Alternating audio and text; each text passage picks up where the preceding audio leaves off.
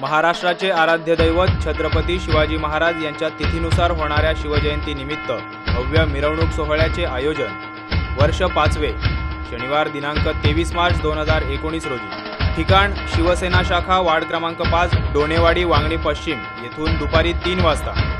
आयोजक श्री प्रसाद गोपीनाथ परब, शिवसेना शहर प्रमुख वांगणी। या भव्य मिरवणुकीत सर्व शिवभक्तांनी आवर्जून सहभागी व्हा।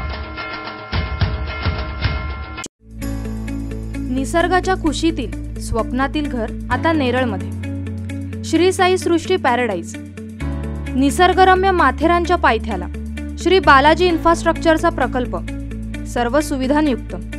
श्री बालाजी सृष्टी पॅराडाईज। संपर्क अरुण तांबोळी 88 88 91 22 22। मनसे अध्यक्ष राज ठाकरे यांनी पंतप्रधान नरेंद्र मोदींवर हल्लाबोल करत भाजप विरोधात सभा घेणार असल्याचं जाहीर केलंय। राज ठाकरे यांच्या भूमिकेचं राष्ट्रवादी काँग्रेसचे मुंबई अध्यक्ष सचिन अहिर यांनी स्वागत केलंय। राष्ट्रवादीचे अध्यक्ष शरद पवार यांची स्तुती केवळ राष्ट्रवादीचे नेतेच नाही तर देश पातळीवरचे अनेक नेते करतात। आजचं जे वातावरण आहे ते पाहता मोदी विरोधात एकत्र यायला हवं।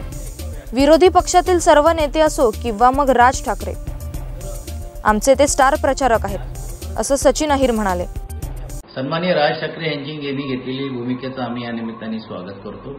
आमचे नेते आदरणीय पवार साहेबांची स्तुती निवड आमच्या पक्षामध्ये नाही तर देशातल्या अनेक नेत्यांनी त्यांची स्तुती करण्याचं काम केलेलं आहे आणि आज खरोखरच त्यांचं स्वागत यासाठी करतोय की आपण भारतीय जनता पार्टीच्या विरोधात किंवा एक पक्ष म्हणून घेऊन ही निवडणुकीला बघत नाही तर देश एकंदरीत धोक्यामध्ये आणि ते धोक्यातला देश जर वाचवायचा असेल तर मोदींच्या नेतृत्वाखाली सरकारला बाहेर ठेवावं लागेल आणि म्हणूनच भारतीय जनता पार्टी आणि त्यांचे जे मित्रपक्ष आहे मग शिवसेनेसारख्या पक्षाला जे विरोध करण्याचा प्रयत्न आणि त्यांनी आव्हान जे त्यांच्या मतदारांना आणि विशेषतः मतदारांना भारतातले केलेले आहेत ते स्वागतार्ह आहे।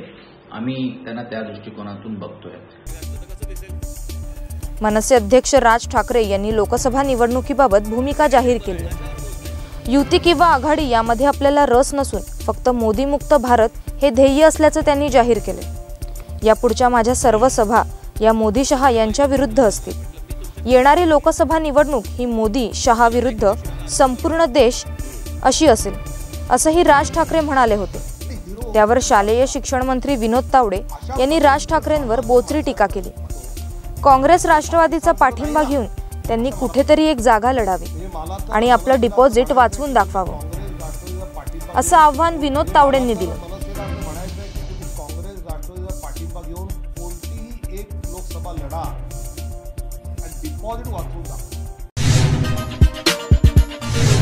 बेल आयकॉन दाबा आणि यासारख्या इतर बातम्या बघण्यासाठी आमच्या चॅनलला सबस्क्राइब करायला विसरू नका।